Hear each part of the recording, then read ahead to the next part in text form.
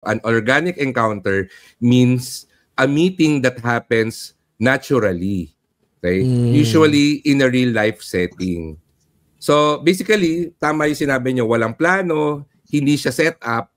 So hindi siya through a dating app or hindi siya yung arranged na blind date ng magkaibigan mo. So it's just totally spontaneous.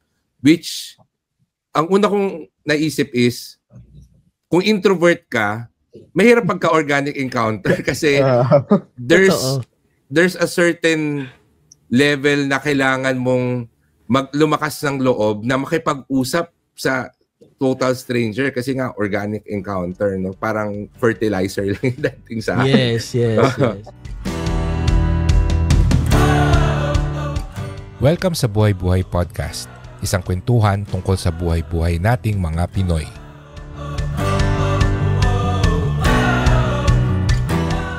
Recently, madalas kong makita na parang naghahanap yung mga tao ng organic encounter. Yan. So, pag narinig nyo ba yung term na organic encounter, ano yung pumapasok sa isip ninyo? Ano yung definition nyo ng organic encounter? Bago ko basahin yung na-google ko na definition ng organic encounter. It's parang random encounter talaga to a person na you want to meet. Alam mo yun? Kasi bihira na yun ngayon eh. Parang ganun yung ano siya. Parang ano nga ba palabas yun? Sid and Aya. Kung tama yung alala ko. Parang ganun yun eh. Coffee shop yun, diba? Parang coffee shop, tas yung kapakatok-katok sa bintana or magkakilala na ba sila nun? Kasi parang ganun. Parang it's a random encounter to a person. Ann Curtis. Ann Curtis pala, oo. And Sam Milby? Ding Dong? Sam Milby ba? Basta siya kung sino man sila. No comment. Hindi maganda yung... Ding Dong. Maganda yung palabas na yan eh. Napanood ko yan during the pandemic. Tama. Kasi parang kung tama alala ko, parang ganun yung... Basta random encounter lang din sila. Tapos laging pinagtatagpo or ganyan. Siguro, ganun yung organic encounter for me. Parang it's a random stranger na madalas mo nakikita, na nilaksa mo na yung loob mo na siguro nasa iisang area kayo, bookstore, badminton, coffee shop na sabay lagi yung schedule mo, and then siguro nilaksa mo na yung loob mo na kausapin siya, i-approach kasi it's either for friendship or more. I agree. Ako din parang almost same definition eh. Para when you say organic encounter, hindi siya through dating app, hindi siya through social media, hindi siya planned at all, or hindi mo siya in-stock para magkaroon ng chance encounter, diba? Ano siya? It's more of... guilty ako dyan. Maganda yung term na in-stock. Well, aminin naman natin kasi diba minsan may mga ganun chance encounter. Pero, I think it's more of... Kunyari, nagko-coffee shop ka, tapos meron ka may nakita ka doon na may binabasa na book na interested. Ako for me, may nakita kang nagbabasa na libro, tapos yung book, interested ka. So parang, excuse me, ano ba yung book na binabasa mo tungkol sa ganyan? Yung mga ganun random encounters na sobrang unexpected. Pero, nangyayari siya because of usually common interest, diba? Like, may nakita kang parang na interesting na yun yung naging start ng connection nyo, di ba? Yun. So ano nga ba ang definition niya sa online? Ay nanahanap mo pala. Ang nag-google ko na meaning ng organic encounter, sabi dito, an organic encounter means a meeting that happens naturally. Okay? Usually in a real life setting. So basically, tama yung sinabi nyo, walang plano, hindi siya set up, so hindi siya through a dating app or hindi siya yung arranged na blind date ng magkaibigan mo. So it's just totally spontaneous. Which, ang una kong naisip is, kung introvert ka, mahirap pagka-organic encounter kasi there's a certain level na kailangan mong lumakas ng loob na makipag-usap sa total stranger kasi nga organic encounter, no? Parang fertilizer lang yung dating sa akin. Yes.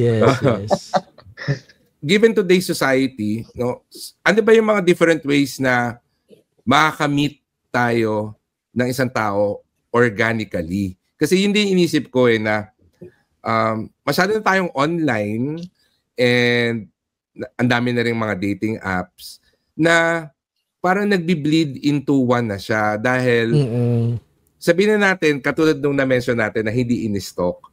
But, kunwari, meron akong nakita online na interested ako, tapos nakita ko lagi siyang pupunta dito sa isang coffee shop na to, doon siya lagi tumatambay. Yun nga, no, hindi siya organic kasi... Hindi siya organic, pupunta ako doon sa coffee shop na yon, hoping na makita siya, tapos I would open up a conversation. Para sa kanya, organic yung meeting namin. Pero para sa akin, set up siya. Which I think, not necessarily bad. Do you see anything wrong with that? Or is that okay? At a certain degree, I think it's okay. Ano lang, siguro, dapat may limit lang din yung stalking stuff na. Pero kung talagang gusto mo na mamamit and gusto mo na namang makausap, okay lang. Basta walang over the top na sasabihin mo, uy, alam ko, nakita ko yung post mo dun sa na ganyan-ganyan. Alam mo, parehas tayo. Yung mga ganon. Yung bigla mong ma-open up na kaya mo siya na-meet dahil technically nakita mo yung ganyan or alam mo yun. Or i-research mo yung mga i-research mo yung mga interest niya para pag nag-meet kayo, meron kang bala na magiging interested siya sa'yo. So doon siya tatawid sa medyo pangit na yon, no? Or kasi hindi na siya well, in good intention naman talaga, pero meron na kasing imbalance nung connection to start with. And kasi ko inisip ko, ayoko rin naman mag-start yung isang relationship sa isang tao na premeditated yung pinagsimulan. Like, kaya tayo naging close kasi alam mo yung mga gusto ko. At ang point ko lang is unfair sa other party kasi parang makukuha mo yung loob agad niya kasi alam mo yun, di ba? Kuha mo yung mo siya makukuha mo yung mga likes and dislikes. So, iiwas ka syempre dun sa mga alam mong negative topic sa kanya. Tapos, bira ka ng bira dun sa mga ganun topic. So, parang pag ganun, hindi na ganun ka-genuine yung start nung connection. Ayun lang yung for me. Pero, could be a different thing for someone else, diba? Oo. Ako sa tingin ko, okay nga lang yung start as that. But if medyo, yung may connection na, at sabihin natin na pwede siyang mag-progress somewhere, I think dapat umamin ka. Alam mo yun? Yes, I think there's value in admitting na, alam mo ba, sa totoo lang, yan. Nakita kita online, nakita kita lagi dito tumatambay, kaya pumunta ako dito. So, I think very important yon. Kasi, pag pinalalim mo yung relationship na hindi ina-admit yon, ganun pa rin, merong secret na... Ang volatile nung foundation nung friendship. Kasi syempre, pag nalaman bigla na ganun pala, syempre mawawala agad yung trust ko sa'yo kasi in the first place, hindi naman pala trust yung foundation natin. Ganun, di ba? Oo. Kung i-question mo yung pagiging authentic niya, no? Yes. Ano ba yun? Lahat ba ng mga kinuwento mo sa akin, research lang yon para magustuhan kita kasi in-stock mo na ako online. So, I think there's a certain point na kailangan mong umamin para mag-grow yung relationship. But, balik tayo sa original question. Ano ba yung mga different ways para magkaroon ng organic, quote-unquote, encounter sa panahon ngayon? Given that medyo nag-bleed na yung mga online and real-life situation. So, pero question ko muna dyan, Fitz, is organic encounter, is this romantic, platonic? Para lang mas madaling makahanap ng example. Kasi magkaiba may magkaibang approach if it's gonna be romantically inclined or platonically inclined. I think we can discuss both, particularly because organic encounter na makakamit ka ng friends. But later on, siyempre itong mga friends na to, pwedeng progress into something romantic, di ba? Okay. So, pag kinikwento nyo ngayon sa mga friends nyo in the future kung paano kayo nag-meet, pwedeng you can always say na we started out as friends. So, it can be a generic example, but in reality, pwede naman both, no? Meeting someone as a friend organically and someone romantically. Yan. Ano ba yung mga situation ngayon para din sa mga naghahanap ng organic encounter ngayon? Bigyan natin sila idea paano ba? Ano ba yung mga sa tingin natin yung mga ways para makamit ng organic encounter ngayon? Ako na muna kasi may example na ako dyan. One way is through your interest. So, I say through interest because maganda example na lang yung ginagawa natin recently. Kasi, di ba, we started playing badminton and technically, yung mga kasama natin sa badminton, hindi naman natin kilala eh. Like, majority of them, we don't know. Pero, since we've been going to the badminton sessions, the badminton queuing games, we start to get to know people na dati na kikita mo lang dahil naglalaro kayo, pero nung nagkaroon ng chance na magka-match kayo sa queuing match, so nagkaalaman kayo ng name, ganyan-ganyan. Tapos, doon na yung start nung connection. So, when you want to have organic encounters, kasi una-una sa lahat, kailangan yung interest mo would vibe with other people. So, yun, like, other example, bukod sa badminton is, like si Tonyo. Another example, since nurse siya, pwede siyang magpunta sa mga conventions, di ba? Doon siya makamit ng mga tao, nag-start ng friendship. Like, ayun, mga ganun. Yun, ikaw ba, Tonyo? Anong... actually, since hindi lang naman din siya sa common interest or hobbies, well, yun yung number one siguro. Parehas kayo naman nagbubuhat, nagbabadminton, natakbo. Tapos nagiging leverage na lang yung technology. Kasi since may nakuha mo na yung interest mo na gusto mong ginagawa, papasok pa rin yung, nowadays, papasok pa rin yung technology. Kasi diba, yung Strava, yung Heavy, di ba? May mga common app ng same kayo ng interest. Though hindi kayo nasa isang area, pero at least kung halimbawa magkaroon ng event, for example din, board games. Di ba? Board games na, at least may mga nagpo-post na. Di ba? May mga nagpo-post na ngayon na meron sa South, meron dito.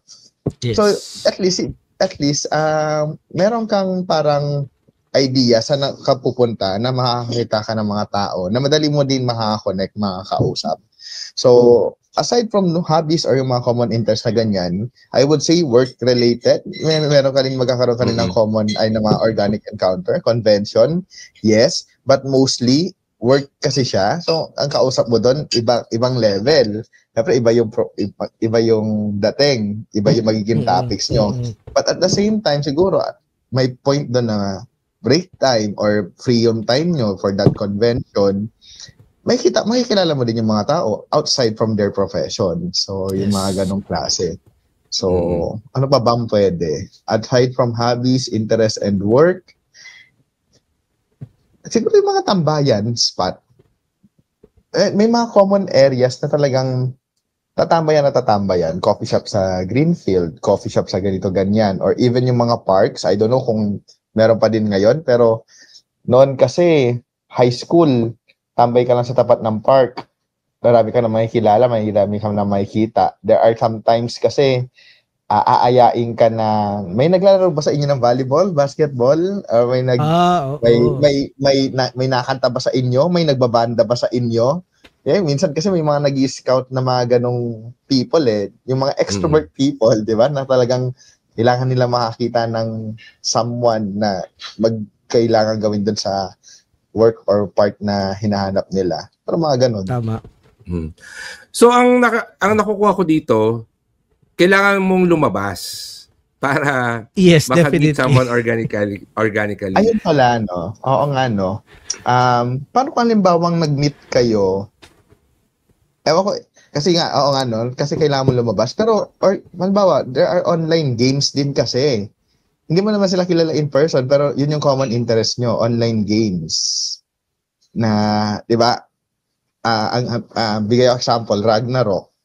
Diba? During nung unang kasagsagan ng Ragnarok, do introverts lahat ng mga naglalaro sa computer, pero they meet, alam mo In yun, person. parang, Oo, eventually. they meet in person din naman, pero at first, mag-meet sila sa laro. Kasi may mga characters doon na would do dungeon rounds or mga quests, mga ganyan. Hindi sila magkakilala out of nowhere through NGN, through games lang. Tsaka na lang nagmi-meet yung mga eyeball noon. Siguro mas malakas lang kasi yung loob. Oh my God. Oo, di ba? Mas may kailangan ka lang baon ng lakas ng loob kapag in person compared na nakatago ka doon sa character. Siguro. So do you consider that as an organic encounter na yun nga yun. naging magka-guild lang kayo online sa isang online game tapos nagkaroon ng eyeball or meet up yung online community ninyo? That doesn't necessarily have to be an online game. Naisip ko pala, kunwari, pumasok ko sa isang Facebook group na interest. Kunwari, sabihin natin na Facebook group ng mga plantito at plantita. Ay, yung ano na lang. Pandemic. Oo. Yeah. Or yung sa akin ngayon, meron akong Facebook group ng mga coffee home brewers. No? So, tas nag-decide na mag-meet up sa isang coffee shop, tas doon mo sila na-meet. Do you still consider that as an organic encounter? Or hindi na? Kasi may setup siya na eyeball? Siguro yung time na pagpa-plan nyo, nag-eyeball, that's not organic na. Pero naging organic meet-up nyo is yung doon pa lang sa group, sa online pa lang kayo nagkakita-kita. Siguro lang iniisip ko lang kasi kapag ang definition mo ng organic is yung parang random encounters nga, yung talagang di sinasadya or ganyan-ganyan, parang ano yun parang kung ibabangga ko siya in the outside world, parang naghahanap ako ng lugar kung saan maraming mahilig magkape. So pupunta akong coffee shop. Nagkataon lang na ginawa natin siya through online, kaya tinipe ko na lang, nag-search ako ng group na mahihilig sa kape. Siguro it's another subject ng definition ng organic ng organic. Sa tingin ko organic pa rin yun because hindi siya planado na magkita kayong dalawa particularly. Nagkataon lang na pareho kayong nandun sa event na yon. Yes, kaya kayo nagkakilala, no? So, yeah. Inisip ko kasi ano yung pwede niyang real life na similar situation. Kunwari, mahilig ka sa donut, tapos nakita mo merong buy one take one doon sa isang donut shop, pumila ka, tapos yung kasama mo sa pila, nakilala mo, di ba? Kasi ang haba ng pila. Organic encounter yun, di ba? So parang gano'n. Pwede. Di ba? So, but again, ang premise doon is kailangan malakas yung loob mo na makipagkilala. Yes. May pag-usap. Makipag-usap kasi yung pursuing or finding a community ng interest mo is an easy way or an accessible way para makamit ng ibang tao for friendship and sabihin natin for romance organically. But if you're an introvert, do you consider yung friend of a friend as an organic encounter? Yung nag-meet kayo ng friend mo, tapos yung friend mo may nakitang kakilala, pinakilala ka. Do you think that can be considered as an organic encounter? Actually, naisip ko na nga kanina yan itatanong ko rin dapat yan. Pero siguro for me, yes, that's organic kasi wala kang kinalaman, parang hindi mo intention na ipakilala ka ng friend mo. Hindi siya set up. Hindi siya set up. Parang yun ang akala mo hindi set up din. I mean, yung friend of friend pala yung yung friend of friend pala yung may pakana na mag-meet. Pero yeah, I think naman siya, organic pa rin, organic setup pa rin siya. Unless may iba kayong take doon. Sa akin, pwedeng organic pa din siya kasi ang tumatakbo sa isip ko, nandun tayo sa dapat malakas ka magsalita, malakas ka makipag-usap, may lakas ka ng love, ganyan. For those naman na mga introvert, siguro dapat maging kahit paano open sila to accept or kasi malamang aampunin sila ng mga extrovert. Alam mo yan, Since hindi Okay. ko kayang, since hindi ko kayang unang makipag-usap, syempre may mga persons pa din na naghihintay lang din naman sila makausap. Naghihintay lang din naman ako na ako yung lapitan kasi nga hindi ko kaya. So, kapag dumating yung opportunity na may mag-hi, hello sa akin, I will not close my doors naman na to entertain yung pakikipag-usap. Kasi, doon mo din may mag-gauge kung magiging swak kayo sa principle, sa ugali, di ba? Kung jive kayo o Yes. hindi. Which is, naman, it would take time. Hindi lang naman, yung unang encounters kasi it's lang naman yan parang, hindi mapakitang tao, pero makikisama ka na Testing kailangan. waters ba? Oo, di ba? Parang ganon. So, both ways naman, I think organic pa din naman yun kung halimbawa may ipapakilala sa akin. As long as yung ipapakilala is hindi niya sinet up na, uy, pakilala mo naman ako dun sa ano. Yung hatak lang talaga siya ng isang tropa na, eto, hinatak ko lang to, si Panda. Organic encounters kayong dalawa. Kasi inatak ko lang to, sama ka sa akin, mag-picture ka sa pakilala kita sa mga to. Ganyan. Tama. So sa mga introvert na naghahanap ng organic encounter, I think ang pinaka magandang strategy dyan is sumama kayo sa lakad ng mga extroverted friends ninyo. No? Oo. Kasi yung mga extroverted friends, most probably they go to, alam mo yun, meetups, community meetups, tsaka parties and all. Maski sa opisina, yung mga office mates mo na lalabas for lunch or even gigimik after office ng Friday, if you're hoping to meet someone organically, sumama ka doon sa mga yun. No? So mga lumalabas. Malaking bagay din talaga yung existing circle of friends mo. Yes. Para makamit ka ng ibang tao. Bago tayo magpatuloy, gusto namin kayong i-invite sa aming website na buhaybuhaypodcast.com. Nandun ang aming episode show notes, mga exclusive special videos, extended episodes at marami pang iba. Kaya kita-kita tayo sa buhaybuhaypodcast.com.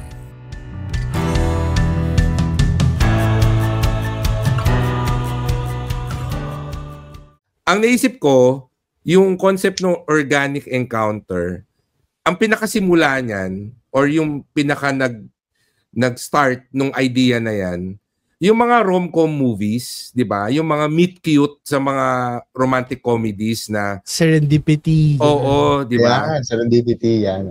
Oo. Yung mga ways na nagmi-meet yung mga tao sa rom-com, yung mga meet cute. Do you think that really happens in real life? Yung mga bang rom-com na sa isip ko ngayon, no? Basta yung nagkasabay lang sa pila or nagkabungguan lang tapos doon nagkakilala. Yung mga rom-com movies ba na meet cute, does that happen really in real life or madalas sa movie lang siya?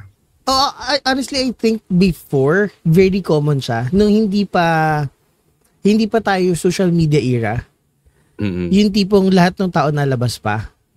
I think noon common siya. Ngayon kasi, at least for me, may factor na kasi yun nga, yung pinag-usapan natin kanina na na-stock na natin yung ibang tao before natin sila i-meet. So, I would say mas genuine siguro yung organic encounter prior to the social media era.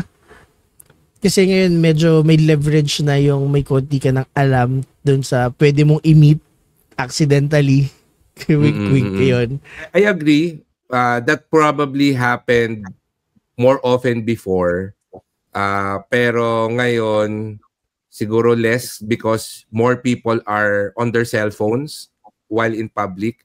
So, hindi masyadong nagkakaroon ng ganong opportunity because ang naisip ko dyan is kailangan mo nang maging observant sa paligid mo if you, kung may mamimit ka organically, may, in a way, merong eye contact, alam mo yun, especially if you're, in a bookstore. I think, diba?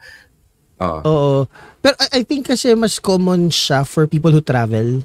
Kasi, yan ang experience ko before. Kasi, when I used to travel dati, ang dami ko talaga na-meet na, very organic encounters talaga. And some of them, friends ko pa din till now. Like, friends ko sa Facebook, nakakausap ko pa rin, Yes. ko pa rin. So, I think, mas common siya for people who travel a lot or who likes to do solo traveling. Kasi, mas wala kang choice kung di makipag-usap sa ibang tao. Diba? Ayun. Oo. Unless you travel in big groups. Pag big groups kasi more on, syempre nakafocus ka na sa mga kasama mo eh.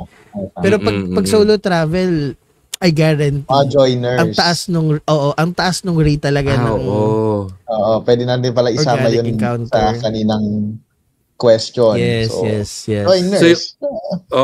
That's an organic encounter, no, yung pagsama sa isang joiner na travel, no. Na solo ka dapat. Oo.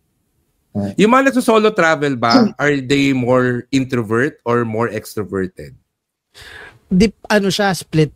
Kasi ako very introverted ako pero nagso-solo travel talaga ako before.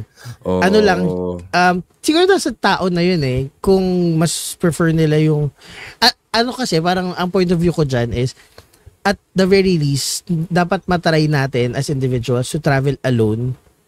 Kahit isa or dalawang beses man lang. Kasi, iba yung liberation na nagtatravel ka mag-isa lang. At ang dami mo lang madidiscover sa'yo, sa sarili mo, sa ibang tao, when you travel alone. So, it could be a different thing for people na extroverted, na talagang kaya sila nagtatravel mag-isa kasi ang point naman nila is to meet other people talaga. Oo. Unlike introverts na we travel because gusto namin na mag-isa at ayaw namin yung hassle na nakikisama pa sa ibang tao. Diba? Ayun. Nakapagmuni-muni ka pag mag-isa ka na nagtatravel. Wala kang kailangan kausap. Masarap magstay sa isang lugar hanggang gusto mo kasi mag-isa ka lang. Wala kang... Isa ka lang eh. Oo. Iisipin na ibang tao. Yeah. Gets clear. Pwede nating ibang topic yan eh. Solo travel. Totoo. Diba?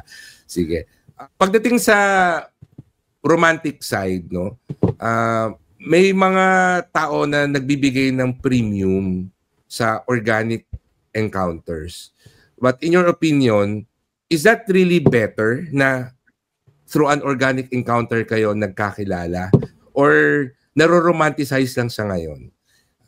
Kasi nung tiningnan ko yung numbers, particularly in the US, 1 out of 5 long-term couples met online or through a dating app.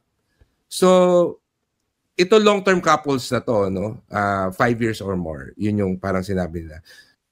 Very possible na magkaroon ng long-term relationship kahit na nag-meet kayo na hindi organic through a dating app. But the numbers say na mas marami pa rin na, kasi di ba 80%, kasi 1 out of 5 lang, na ito organic sila nag-meet. But kayo, sa tingin nyo, yung organic encounter or organic connections, are they better? Or is it just romanticized? Mas maganda lang Overrated ba pakinggan. siya? Ayan, ano? Mas romantic lang talaga kasi pakinggan siguro kapag organic encounter siya. But it would depend pa din sa personality niya sa bawat isa. Kasi siguro kaya din mataas yung number is nasa era na tayo ng social media and dating app eh. Bira na lang talaga yung nag-organic encounter. Kaya kapag may narinig ka na nagkakita kami sa library, kasi ako yung bantay ng library eh. Parang ganyan, tapos mahilig siya sa libro na pabalik-balik. So sinubukan ko na. Mas nakakilig kasi siya pakinggan. Compared ngayon sa era na puro social media nga and online dating app, it's common na. Parang kung noon ko ibabalik yung social media tsaka dating app na hindi pa siya ganun kauso, parang yun yung parang ang sweet naman, ang galing naman.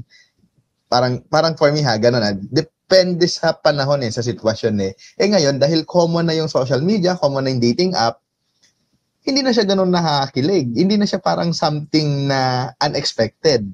Kaya yung organic encounter, mas nakakilig siya kasi iilan na lang yun, parang bibihira na lang.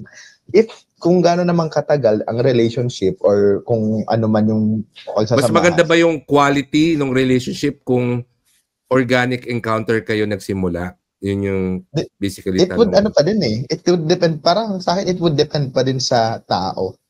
Sa pagsasama nyo. Pwede kasing organic kayo nagkita. You have the same interest, pero ang personality nyo pala totally opposite. Kaya talagang sabog kayo pag pag nagkataon lang, parehas kayo mahilig wall climbing, halimbawa, ganyan. Yun yung naging hobby nyo. Diba? Parehas kayo wall climbing. Pero after the wall climbing, our interest, wala na. Magkaiba. Totally magkaiba. Na ako, after wall climbing, that's pantanggal stress ko lang, back to work ako. Ikaw, magta-travel ka pa, dahil mo kailangan gawin pala. Ganyan. Hindi ako ganon. Baka doon lang kayo nagkaroon ng common interest. Pwedeng ganon. So ako, it would depends pa din sa sa tao. Kasi siguro, ang edge naman ng social media or ng dating app, nakalagay na doon yung mga common interest nila, not only for a specific interest or hobby. Nandun na din yung mahilig ko mag-wall climbing, mahilig din na mag-travel, yung isa mahilig mag-wall climbing, parehas kami ng interest. Pero, hindi ako pet lover, pet lover yung isa. So, right, left. Hindi, tanggal ka na sa akin. Siguro mas napipili, siguro. Ewan ko, yung ganun ang atake ko siguro dyan. Depende pa din sa tao. Ikaw ba, Panda, mas romantic ba kung organic encounter? And mas maganda ba ang quality ng relationship kung organic encounter kayo? So, siguro simulan ko sa mas romantic ba? The answer would most likely be yes. Kasi, in the digital age, pag naiisip mo yung mga kwento ng mga lolo't lola natin, yung mga tito-tita na nagkamit sila dahil nagta-travel, tapos nagandahan si tito kay tita, kaya nilapitan, tinry gawa ng the move. Para mas mas malaki lang talaga kasi opportunity for a good start. Like, mas genuine yung start nung connection nyo. Unlike sa social media na pwede ka mag-swipe, tapos pag nagkamali ka ng diba? Pwedeng gano'n lang. May lang siya, may edge lang siya for the genuine factor na talaga interesado ka to meet the person kasi hindi mo naman kakausapin yan kung hindi ka interesado talaga. Unlike sa online, lahat yan pwede mo sabihin interested ka pero hindi naman talaga. Gusto mo lang talaga na magkaroon ng match, di ba? Sabi nila swipe lang ng pakanan saka na pagpilian. Parang ganun. Yes. So wala yung genuine interest mo for that person, unlike organic connections na kaya mo siya lalapitan kasi may nakita ka na nag-peak ng interest mo. And kung nag-connect kayo, plus yun. Kasi ibig sabihin, the other person also found the connection genuine for them. Tsaka maganda kasi siyang bedtime story sa mga bata. Like, pakilig-kilig, di ba? Yeah, yun yung kasi medyo wala na masyado ngayon. Kasi ang mga kwento na ngayon, na-meet kami sa dating app, tapos kumain kami sa labas, like, ganyan. Pero when it comes to the second question, I have the same answer as Tonyo's kasi you cannot base the quality of the relationship through the initial interaction. Kasi the quality of a relationship will be gauged through actual communication between both parties. Yung quality niya, hindi yan basta nandyan. We build it up to be that way. Kumbaga, hindi porket maganda ang start ng relationship nyo, tuloy-tuloy na yan. Sabi nga nila, a relationship is a work in progress. Sa kanta ng Ben and Ben, yung parati kong pipiliin ay ikaw. It means na it's going to be an effort for the both of you to keep the relationship strong and to keep the quality of the relationship better. So, my answer would be, hindi nakasalalay kung paano kayo nagkita or kung paano kayo nagkakilala for the quality of the relationship. Ikaw ba? Anong say mo dyan? Kumbaga, parang yung quality ng relationship, hindi siya related dun sa kung paano kayo nagkakilala. Yes, no? Exactly. Definitely, mas romantic ikwento mas romantic balikan kung organic encounter. And I think ang edge lang ng organic encounter is yung sinabi mo na may initial ka na kagad na emotional investment kasi naglakas ka ng loob makipagkilala. So, psychologically, you want this to work out kasi naglabas ako ng nag-effort ako para makilala to. So, there will be more motivation for you na maging okay itong relationship na to rather than na-match lang kayo online, nag-meet, parang mas mababa yung expectations mo. That's why lower yung chance na mag-progress yung relationship or into a relationship. But I would agree na pagdating sa quality ng relationship, ibang usapan na. Ang nakikita kong analogy dyan is yung kasal ninyo, just because napakabongga ng wedding ninyo, doesn't mean na magiging okay yung marriage nyo, di ba? Yes. So kung organic encounter, ibig sabihin, napakaganda ng wedding ninyo, nakakakilig, masarap sa ikwento pa ulit-ulit kung ano nangyari ng kasal nyo. Pero yung marriage nyo, ibang kwento na siya. Ibang dynamics na siya. No? Advice sa mga tao na looking for ways to expand their social network, pwedeng friendship or pwedeng romantically, na iniisip nila na gusto ko ng organic encounter. Ayan. Anong masasabi nyo sa kanila? Should they pursue more opportunities na magkaroon ng organic encounter or ano yung pwede nilang gawin? Ayan. Ako na muna. So, I would say, in this digital age, starting genuine connections, genuine encounters is a plus. Kasi, I don't know, I feel na mas magiging authentic yung relationship, yung friendship, or yung love, or kung ano man yun.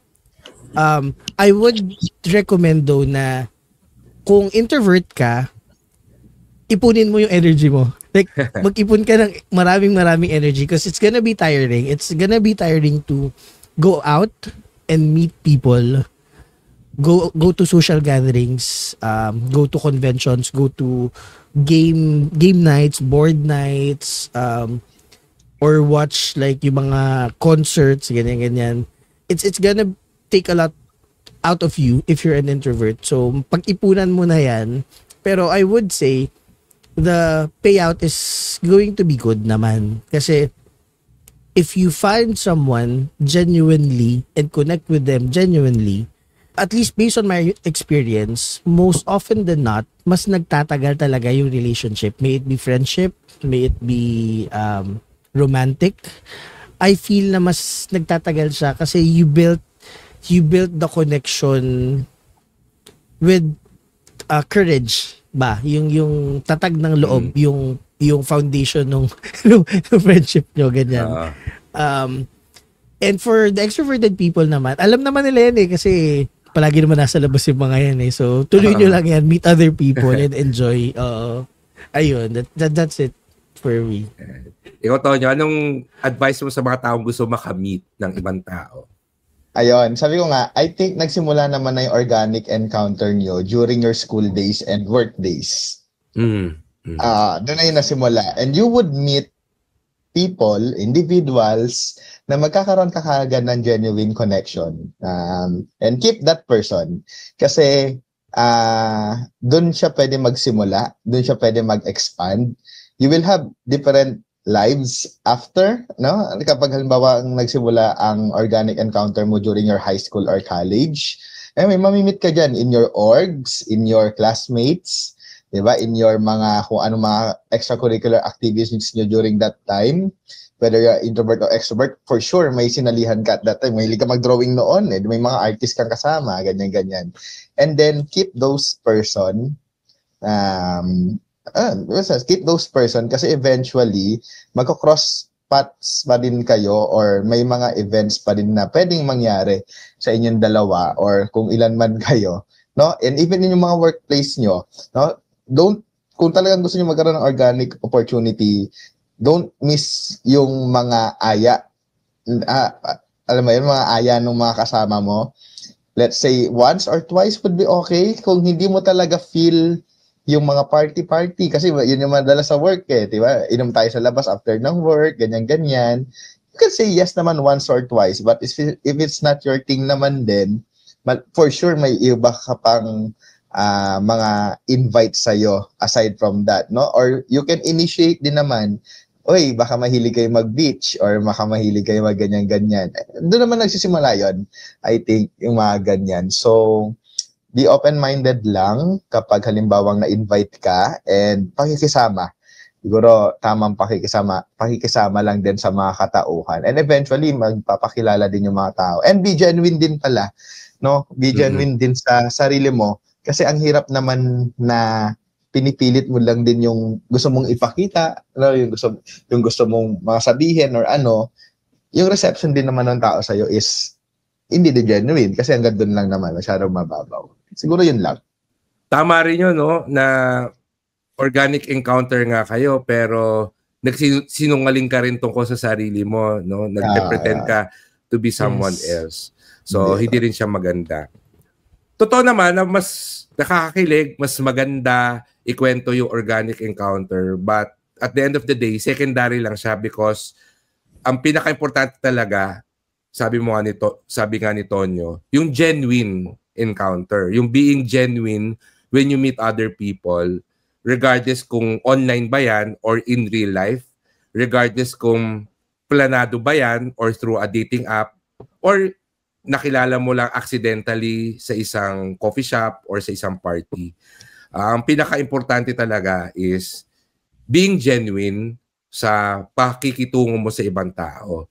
And kung ano man yung story ng meet-up ninyo, it doesn't really dictate kung ano yung magiging quality ng friendship or romantic relationship nyo in the future. So, wag tayong masyadong maging pressured na makilala yung love of our lives or yung best friend natin through an organic encounter. Maraming paraan para makamit ng mga tao ngayon. Let's just be open, be adventurous, and always be ourselves. Maraming salamat sa pakikinig. Please remember to subscribe, leave a review, and share this podcast with your friends. For more information and to contact us, you can visit buhaybuhaypodcast.com.